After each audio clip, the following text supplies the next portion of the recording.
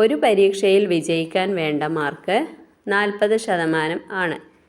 60 mark ലഭിച്ച ഒരു വിദ്യാർത്ഥി 40 മാർക്കിൻ്റെ കുറവിൽ തോറ്റാൽ ആകെ എത്ര മാർക്കിനാണ് പരീക്ഷ നടന്നത്? വിജയിക്കാൻ വേണ്ട മാർക്ക് എത്രയാണ്? നോക്കാം. 60 മാർക്കാണ് ഒരു വിദ്യാർത്ഥിക്ക് ലഭിച്ചത്. 40 മാർക്കിൻ്റെ കുറവുണ്ട്. അപ്പോൾ ടോട്ടൽ 100 മാർക്ക്. 40% ആണ് 100 എന്ന് പറയുന്നത്. ആകെ മാർക്ക് 100/40 ഇൻറ്റു 100 എന്ന് കൊടുക്കാം.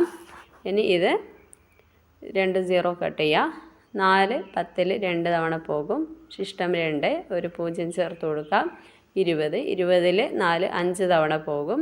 2.5 എന്ന് കിട്ടി. 2.5നെ 100 കൊണ്ട് ഇൻറ്റു ചെയ്യുക. അപ്പോൾ 250 കിട്ടും. ഓക്കെ.